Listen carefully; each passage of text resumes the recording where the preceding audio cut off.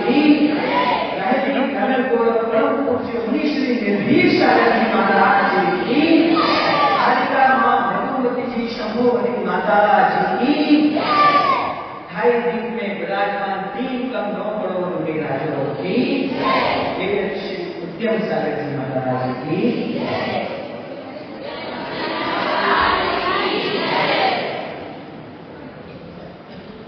पिछला रविवार जैसे तैसे निकल गया, हमने सोचा हम बच गए,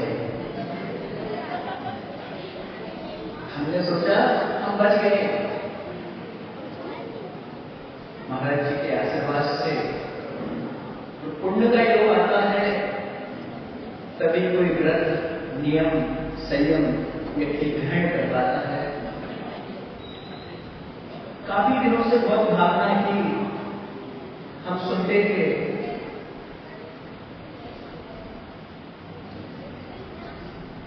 अच्छा आपस की बात है, हम आप ही से कह रहे थे, आपस की बातें आपस में बिल्कुल नहीं होता, हम नहीं सुनना चाहते। बड़े पुण्य के योग से कोई व्रत नियम संयम ग्रहण कर पाता है। काफी दिनों से भावना थी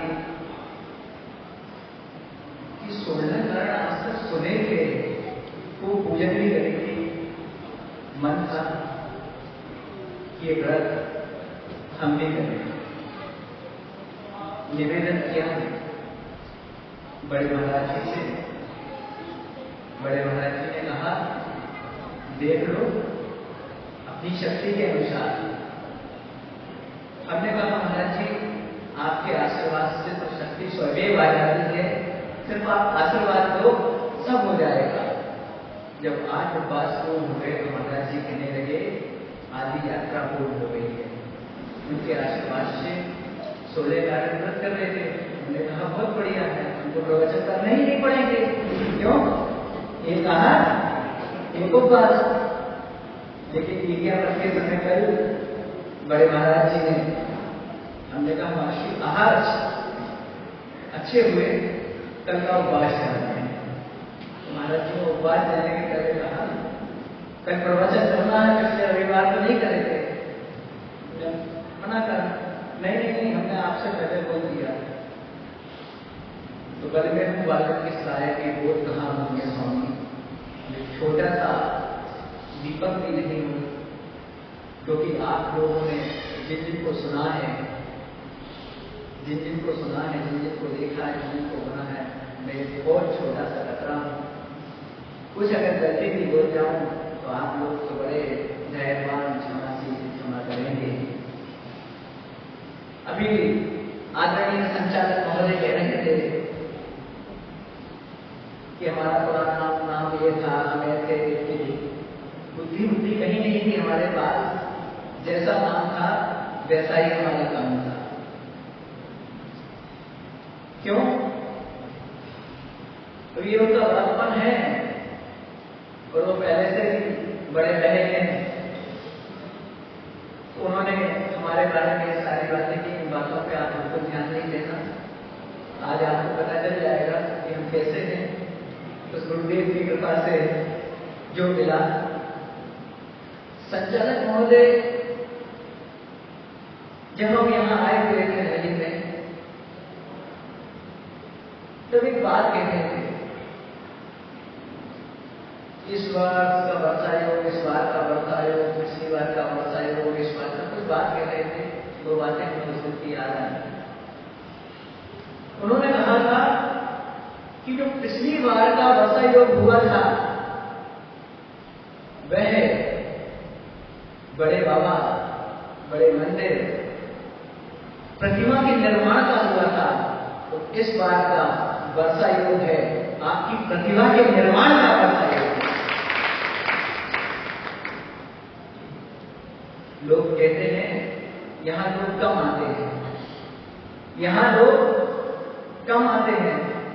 ठीक है भैया, यहां लोग कम आते हैं क्योंकि यहां के लोग कमाते हैं। अब उन्होंने कहा महाराज जी कमाएंगे नहीं तो देंगे कम से। देना तो हमें बहुत है, लेकिन विकल्प नहीं करना।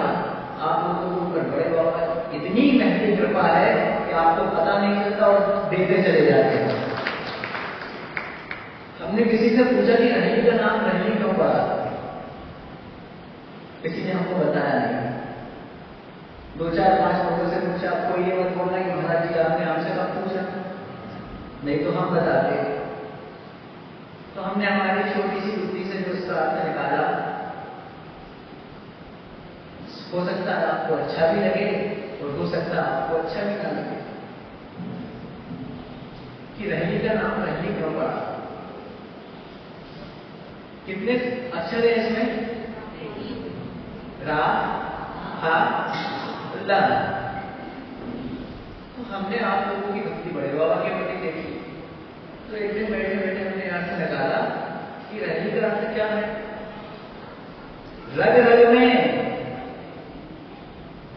में हमारे लीन है पटनागंज के बड़े बाबा, ऐसे जगह पूछने वाले हैं तो इसलिए हमारे भगत का नाम है।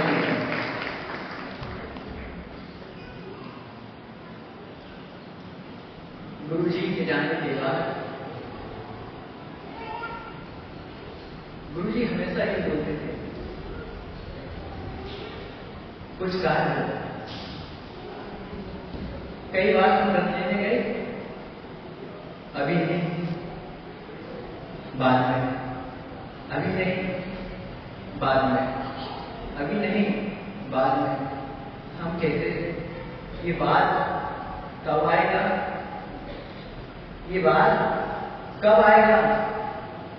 फिर महाराज बोलते थे, सिर्फ आप तो भक्ति करो, विनय करो, समर्पण दो और आगे का कार्य समय पे छोड़ दो। गुरु जी के जाने के बाद समय में ऐसा समय चक्र, काल चक्र ने ऐसा समय दिखाया कि जो कोई नहीं देखना चाह रहा था, लेकिन ये शाश्वत सत्य है कि जो आएगा उसे जाना भी पड़ेगा। गुरु जी सिर्फ काया से हमारे बीच में नहीं है, लेकिन हमारे मन में, हमारे वचनों में, हमारे लगन में गुरु जी बसे हैं, बसे थे, बसे रहेंगे।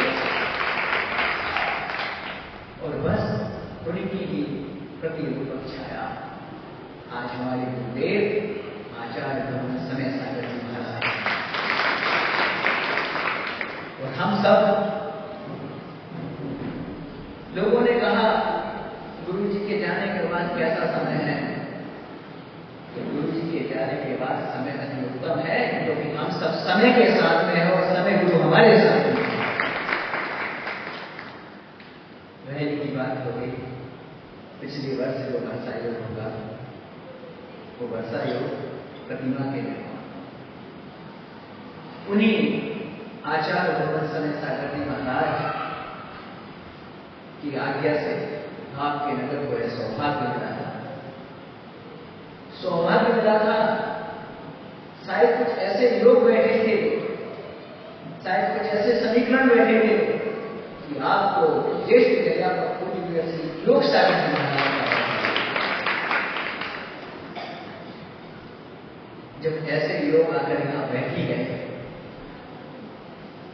जब ऐसे लोग आकर यहां पर बैठ ही गए और उनके सानिध्य में एक कहावत आपने सुनी है, जो योग से जुड़ा है वह हमेशा निरोग ही रहेगा।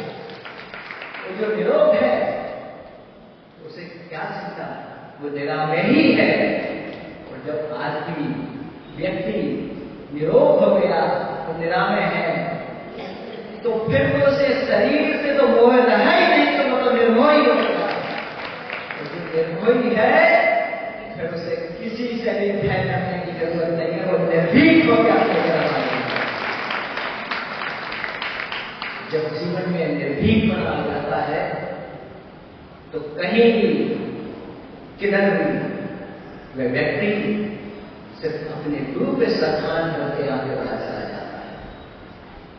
अब बात आई, शायद इतने समय से हम बड़े बाबा के दर्शन करते थे, हमें ध्यान है हम बहुत पहले आए थे, तब यहाँ उस नगर से बस लेकर आए थे, हम बहुत छोटे थे, शाम का समय था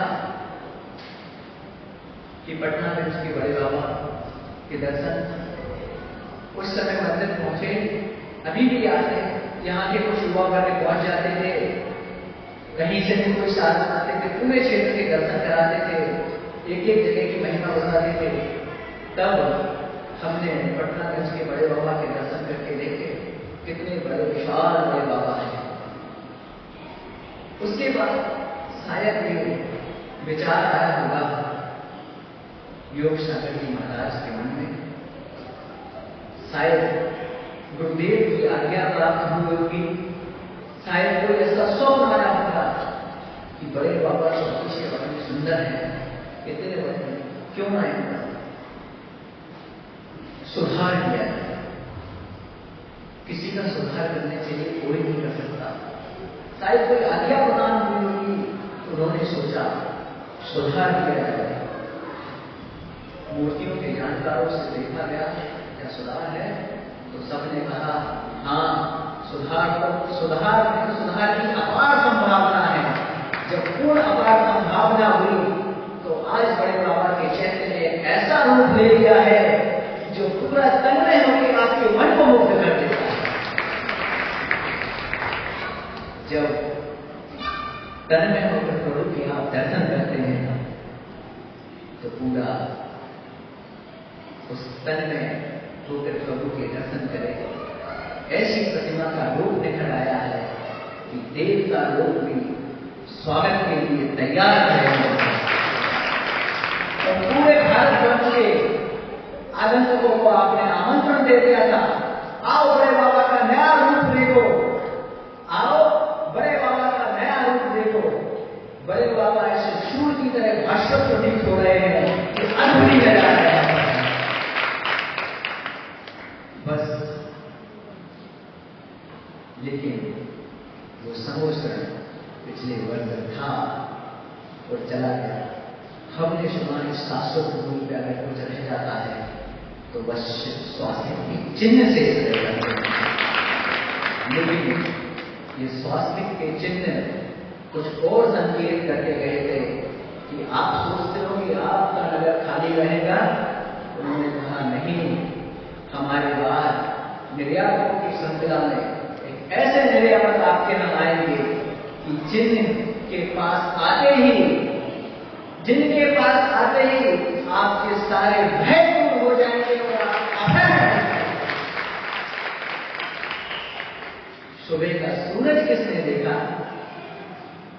कुछ नए आजकल की युवा पीढ़ी है, वो कहते हैं सूरज कब उगता है? तुम्हारी जिंदगी तो अंधेरे में है, क्योंकि तुम अंधेरे में सोते हो और अंधेरे में ही उठते हो। हाँ, जीवन में अंधेरे में क्यों खड़े हो? एक बार प्रातः काल उठ के देखो, एक नए प्रभात ने तुम्हें बुलाया है, तो अपने जीवन में नए प्रभात का उदय करो। लेकिन प्रातः काल का जो प्रभात है वो आपकी आंखों को तपन नहीं देगा, आपके मन को प्रफुल्लित करेगा। जब प्रभात की बात हो ही नहीं, जीवन में न प्रभात हो ही गया है तो अंधकार से मत डर, तुझे पूर्णिमा की पूर्ण चांदनी में शीतल चंद्र की छाया मिलेगी। लेकिन करना क्या है इसके लिए? तुझे आना होगा, मन में सारे विकल्प दूर करके, मन में सारे विकल्प दूर करके, किसी से कोई इच्छा न रखे, अपने आप को निर्वृत्ति से यहां पर मुझे आना होगा। सब और देख रहे हैं जितने लोग आ रहे हैं प्रतिदिन प्रतिपल अपने जीवन को अच्छा बनाने के लिए प्रति समय उद्यम कर ही रहे हैं, तो यहां पर आ रहे हैं। भैया ने कहा कि अपने जीवन को उन्नत बनाना है, ये वर्षा योग उन्नत बनाने के लिए आना आपको ही पड़ेगा। गुरु आपको सिर्फ रास्ता दिखा सकते हैं, चलना तुझी को पड़ेगा। एक बहन आके बोलती, अपने भगवान में कुछ नहीं देते हैं, अपने भगवान पर तो कुछ नहीं देते हैं। जब भी जाओ मंदिर में देखो हाथ पे हाथ रखे बैठे, हाथ पे हाथ रखे बैठे, भगवान कुछ नहीं देते हैं। हमने कहा बात बिल्कुल सही है, बचपन में हमारे भी यही धारणा थी, और जगह जाओ तो बहुत सारी चीजें मिलती थी, लेकिन यहाँ भगवान कुछ नहीं देते। तो हमने कहा आप चाहते क्या हो? तो कहते कहीं जाओ, 2 अगरबत्ती घुमाओ, लगाओ, अपने काम हो जाते हैं। यानी पक्का है काम हो जाते हैं? हाँ, हमने सुना है काम हो जाता है। सोचो कि उसको गुस्सा हुए नहीं। हमने कहा आपको भगवान बनना है? कहते हाँ महाराज जी बनना है। भगवान कौन नहीं बनना चाहता? अच्छा कौन कौन भगवान बनना चाहता है? हाथ तो उठाओ। सब भगवान बनना चाहते हैं। हमने उससे पूछा कि भगवान बनने के बाद क्या करोगे? महाराज जी भगवान बनने के बाद हम सबके लोग दुआ करेंगे। लेकिन सबके बोले तो किसके? जो अपने पास आते समाज के सबको साझा कर देंगे।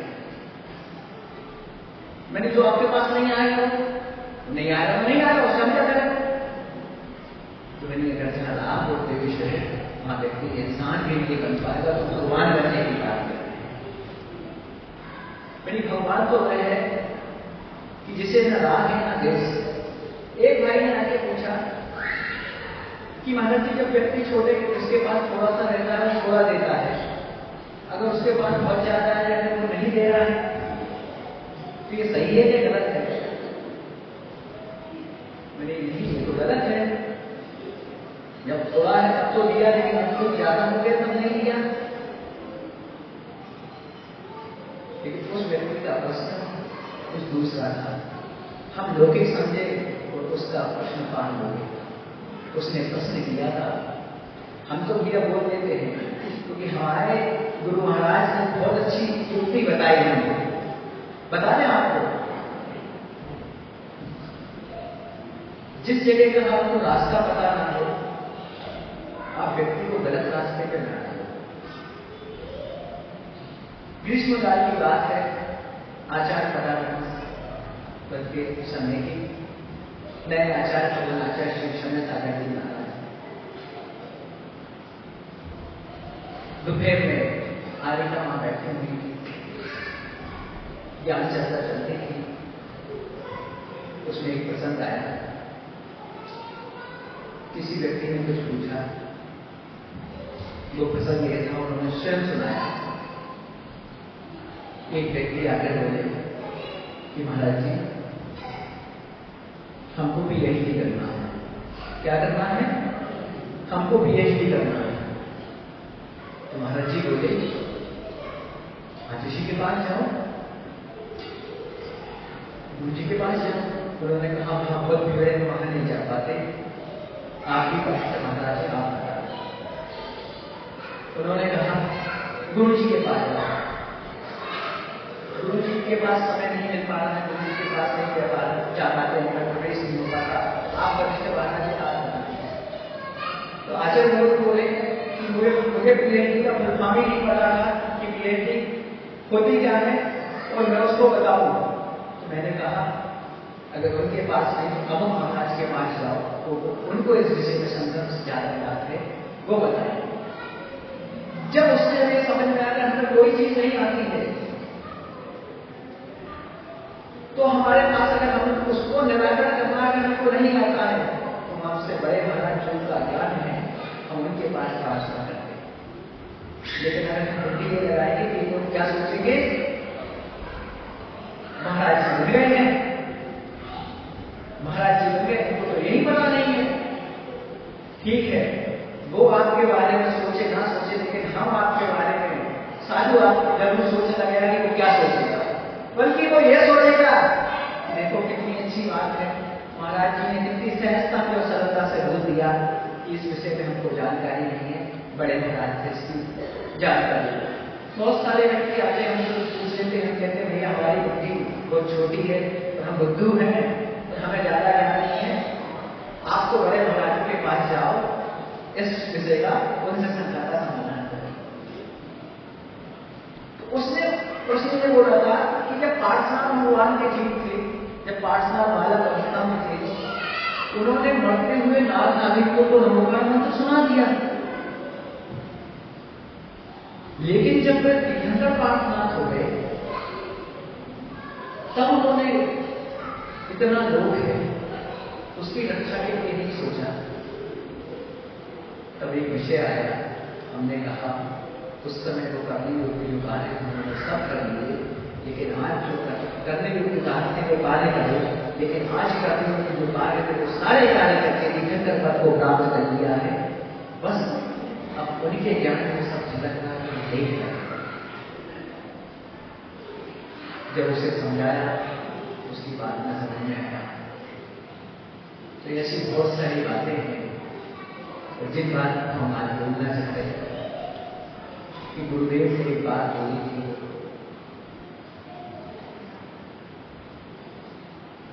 बड़े बाबा का मंदिर जब बन रहा था तो एक किसी श्रेष्ठ जी ने बोल दिया था कि पूरा मंदिर हम बनवाएंगे, लेकिन गुरुदेव ने कहा नहीं, मंदिर बड़े बाबा का है, सबका सहयोग होना चाहिए, सभी की भावनाएं होनी चाहिए, सभी का पुण्य में वर्णन होनी चाहिए।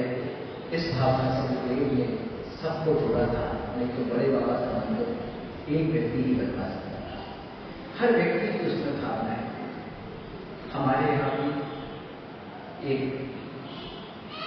कांग्रेस वाला की कथा तो आप सबने सुनी है कि शास्त्रदान और ज्ञानदान का कितना है। वो कथा मैं आपको नहीं सुनाऊंगा, थोड़ी सब आप अवगत है। और वही बोला जाके आचार्य कुंद देव हुए तो कथा नहीं सुना रहा हूं। हम मंदिर तो बना लेंगे भैया, बड़े बड़े मंदिर बना लेंगे, मंदिर में बड़े बड़े चिन्ह भी रखवा लेंगे, लेकिन बताओ जिन पे रख जाएंगे मंदिर बन जाएगा, लेकिन अगर मंदिर में पूजा करने वाले पुजारी नहीं होंगे, पूजा करने वाले माता बहनें नहीं होंगी, तो बताओ वे मंदिर क्या अच्छा लगेगा? क्या किराए के पुजारियों से आप तनख्वाह लेके पूजन करवाएंगे? नहीं ना। तो पुजारी कहां से जाएंगे? कहीं बाहर से। सच्चे श्रावक और सच्ची श्राविका अगर बनेंगे, आगे वाली हमारी पीढ़ी ही बनेंगे, हमारे बच्चे ही। विगत दिनों में यहाँ पाठशाला का ये बहुत बढ़िया कार्यक्रम होने वाला है। किसी महानुभाव आदरणीय सज्जन के द्वारा बोला गया था, ये हमारे कान में बात आई कि क्या थोड़ा थोड़ा सा पैसा हम करें, 1,000 रुपए के ऊपर निर्धारित करें, हम अकेला पूरा देंगे।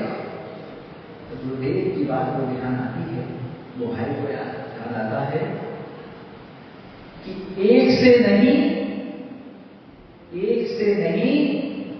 एकता से काम लो, काम कम हो।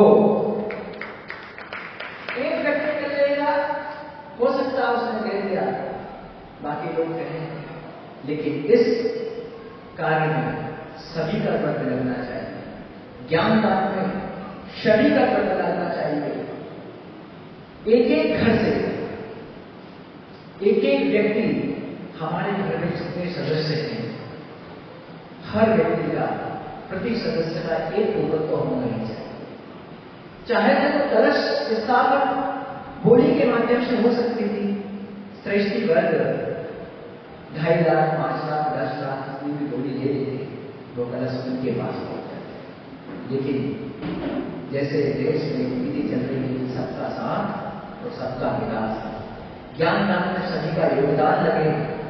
एक एक व्यक्ति ड्रा के माध्यम से जब पर्ची निकाली जाएगी तो वो कलश स्थापना, जब कलश स्थापित होगा तो कोई छोटा सा व्यक्ति उसे स्थापित कर सकता है। यहाँ उसी ड्रा के माध्यम से आपको चारों महाराज जी की बात प्रचलन का अवसर मिलेगा। उसी ड्रा के माध्यम से आपको 6 महाराजों को शास्त्रदान का अवसर मिलेगा। उसी ड्रा के माध्यम से आगे के और जो कार्यक्रम है वो आपको संबोधित कर दिया। बहुत सारे हमारे पाठशाला के जो अधिकारी बैठे, जो सेवक है, वो लगे हुए।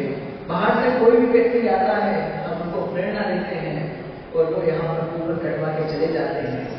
कल एक व्यक्ति आए थे, हमने उनसे कहा कि यहाँ ऐसा ऐसा कार्यक्रम है, तो ऐसा ऐसा करना है।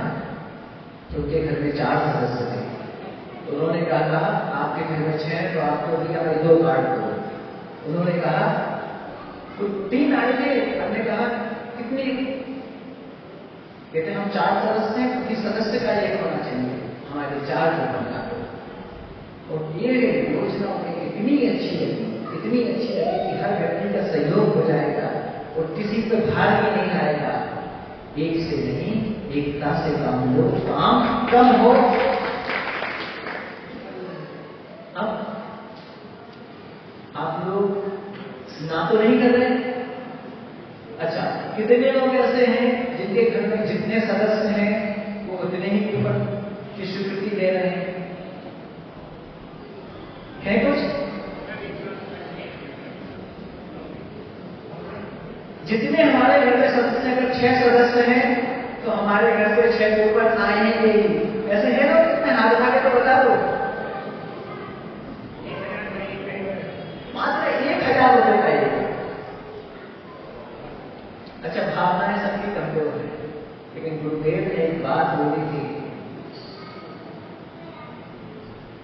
ना मत कहो, ना मत कहो, हां की कुवत देखो, दंग। ना मत कहो, हां की कुवत देखो, दंग रहोगे। एक व्यक्ति का 1000 रुपए। ऐसी योजना चली थी। एक और योजना, मात्र 3100 रुपए आपको प्रति वर्ष देना है, जिसमें आपके ही नन्हे मुन्ने बालक जो पाठशाला में आते हैं उनके रविवार के स्वरूपहार, उनके पुरस्कार की व्यवस्था आपके द्वारा की जाए। 3100 रुपए आपको वर्ष में ज्यादा लगता है। चलो मैं एक बात पूछना चाहता हूं, 7 रुपए पर डे कौन दे सकता है? हाथ उठाना। 7 रुपए प्रतिदिन जो दे सकता है? 7 रुपए, मात्र 7 रुपए प्रतिदिन। कोई नहीं। 210 रुपए महीने बैठता है जिसमें। हाँ, 7 रुपए प्रतिदिन, 210 रुपए महीने बैठता है। साल भर का कितना बैठेगा?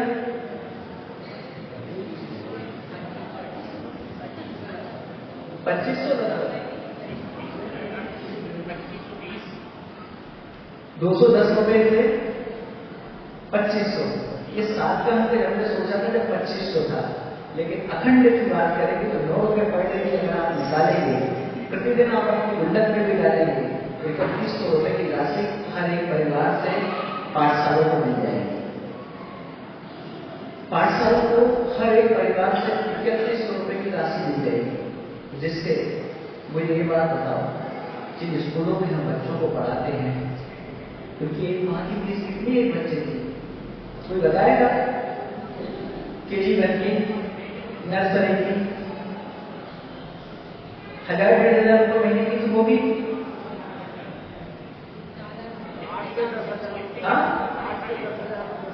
8 से 10,000 रुपए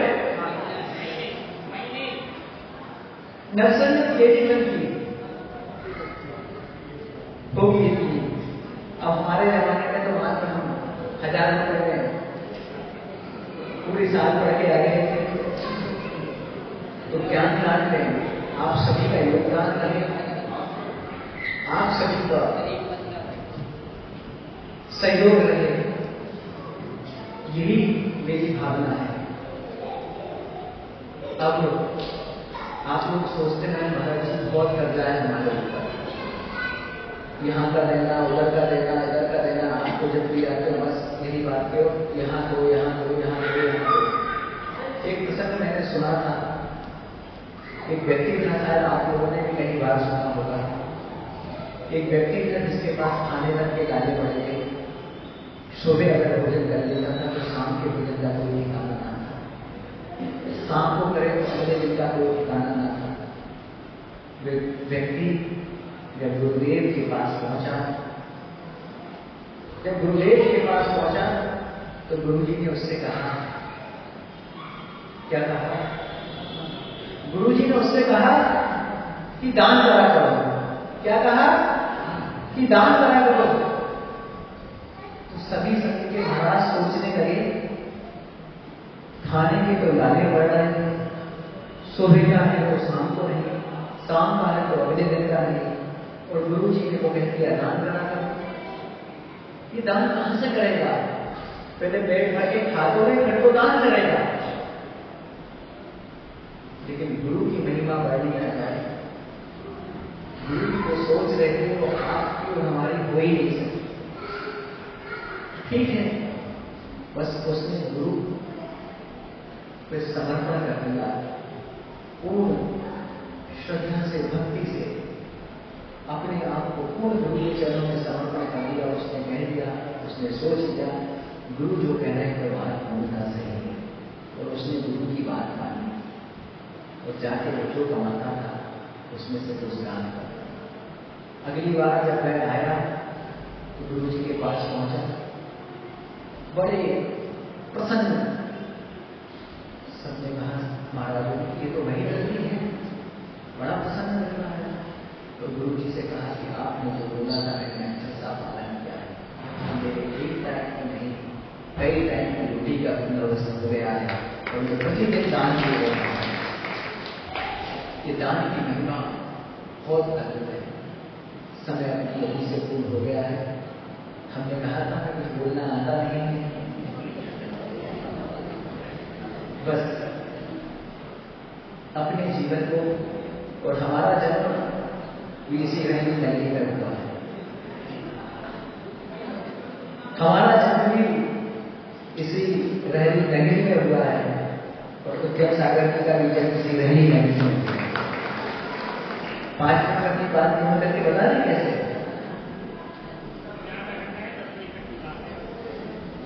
आदरणीय आपको कह रहे हैं 10 बजे तक की बात है, हमारा तो उपवास है। कल 3 महाराजों के उपवास थे, और आपको पता है कि हम सब समय के साथ हैं, और हमारा समय का बहुत बड़ा पावन है, और हमें समय पे चलना है। क्योंकि जो समय से हटके चलेगा तो वक्त, जो समय से हटके चलेगा तो समय उसकी कीमत नहीं करेगा, और जिसने समय की कीमत नहीं करी तो दुनिया उसकी कीमत नहीं करेगा। तो बस 5 मिनट में, समय बस 5 मिनट का है, अपनी बात पूर्ण कर रहा हूं कि हमारा नगर, हमारा जन्म रहनी नगरी का कैसा है।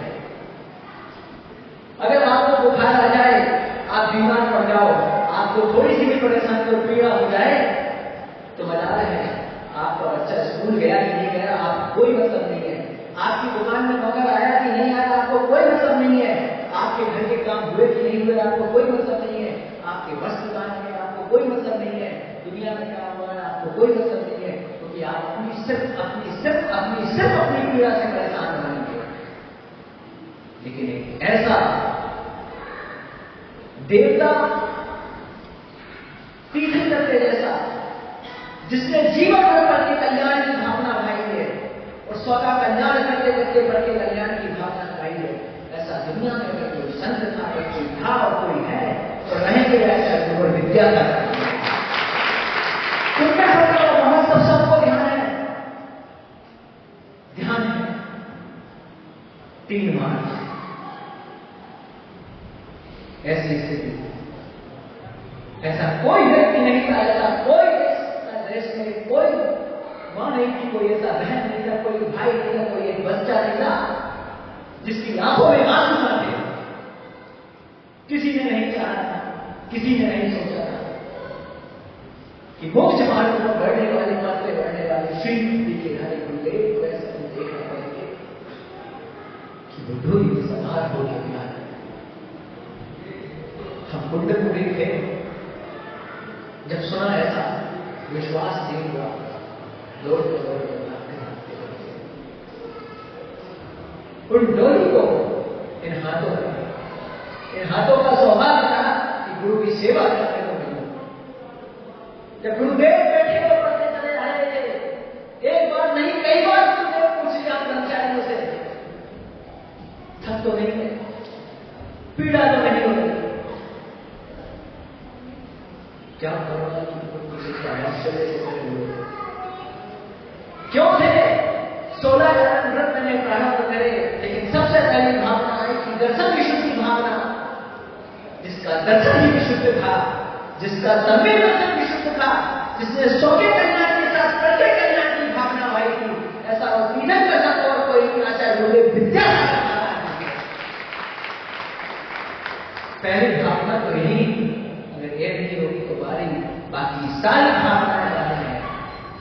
धर्म प्रभावना की भावना भी बहुत बाद में आई, और उसके बाद दूसरी जो भावना आई है तो आई वो विनय की भावना। क्या विनय की? ऐसे समय में कौन किसकी सोचेगा? कुमारी को गुरुदेव पहुंचे और शाम को खबर आई, इनको बुलाओ। हमारे पास खबर आई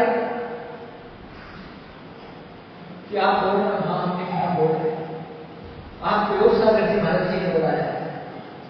हमने कहा यार हमने थोड़ी बहुत मस्ती कर लेते थे, हमने आज तो हमारी रुपया बची, क्योंकि आज हमें बुलाया। हमारे भाई बोलते हैं, जो अभी समझ सागर जी हैं, विक्रम भैया बोलते हैं, भैया लुटिया मुझे नहीं, तुम्हारी लुटिया चमक गई, तुम्हें किसी ने बुलाया। 3 मार्च को गुरुदेव ने कह दिया कि हमने आपके बारे में कुछ सोचा है। हमने कहा भगवान आपने जो कुछ भी सोचा होगा वो उत्तम नहीं अति अति अति उत्तम ही सोचा होगा, क्योंकि अगर गुरु ने जो सोचा है, गुरु ने कहा है, अगर उस बात पे हमने एक किंतु बट परंतु आदि अगर लगा दिए तो आपका समर्पण भी आप पूर्ण नहीं है, कहीं ना कहीं उसमें भी शंका है। हमने भी आपने जो सोचा है तो सबकी बारी आई, हमारे नाम पर जब बारी आई तो एक महाराज जी बोलते हैं, ये नाम बुद्धू विदिशा, गुरुदेव ने ये नाम अभी अपने मुख से बोला ही नहीं। अच्छा क्या? तो महाराज जी कहते हैं हाँ 8-10 साल यही नाम सुन रहे, 8-10 साल से यही नाम है। आचार्य भवन बोलते हैं, दीक्षा के पहले ही जिन्होंने नाम दे दिया था आचार्य भवन कहते हैं। ऐसे बौद्धिक है वो, उन्होंने जो कहा बौद्धिक है वो। तब बिहार हुआ, लग रहा था शायद गुरुदेव अमरकंटक जाएंगे, तो निवेदन किया कि शरीर ये बाहुबल आपकी सेवा में समर्पित रहे, आपके काम आ सके, हम आपका विहार कराना चाहते हैं। कौन किसका विहार करा पाएगा? हम तो उनके विहार में साथ चलना चाहते थे। निवेदन किया, उन्होंने आशीर्वाद दे दिया, और आशीर्वाद देके बड़े बाबा से जो यात्रा लिया कहते हैं कि बड़े जब बुंदेलखंड की यात्रा पूर्ण जब है, बुंदेलखंड के बड़े बाबा से लेके पटना गंज के बड़े बाबा तक आओगे, तो आदि से वीर तक जब पहुंचोगे तब तक तुम्हारी यात्रा पूर्ण होगी। गुरुदेव के साथ यहाँ पर आए, यहाँ हमने बोला कुछ दिन और रुकना चाहते हैं, जो कहा है उनकी आज्ञा से, जब गुरुदेव यहाँ आए रहेंगे उनकी आज्ञा से निर्यात से हमेशा कभी महाराज जी के पास जाने का अवसर और उनकी जन्म समिति में रहने का अवसर। जैसे एक बालक का जन्म वहां हो जाता है, वो गर्भ में रहकर अपने जीवन को सार्थक बनाता है, ऐसे ही उन्होंने आज्ञा रखी हम इनके पास रहे। 2 माह के बाद हमारी इच्छा से पूर्ण हो गई, गुरुदेव के हाथों से संस्कार। तो गुरुदेव थे। लोगों ने कहा कि अब क्या होगा? उत्तरपुर के बड़े बाबा से चले, पटना गंज के बड़े बाबा के पास आए, इतनी ऊर्जा से। तो महावीर भगवान का चिन्ह क्या है? से लोगों ने सोचा नहीं था, लेकिन बंधुओं ध्यान रखो, जब शेर 4 कदम पीछे चलता है तो अपनी तेजी से आगे बढ़ता है। और बस जब गुरुदेव ने यहाँ से बिहार किया, उन्हें तो जाना था सिरपुर, लेकिन वो सिरपुर से होता हुआ जाता था, और गुरुदेव सिरपुर पहुंच गए। इसी भावना से अपनी वाणी को राम देता हूँ। ऐसे गुरुदेव विद्यासागर जी महाराज के चरणों में ओडिशा नमोस्तु नमोस्तु नमोस्तु। अहिंसा में जय, धर्म की जय। आचार्य गुरुदेव विद्यासागर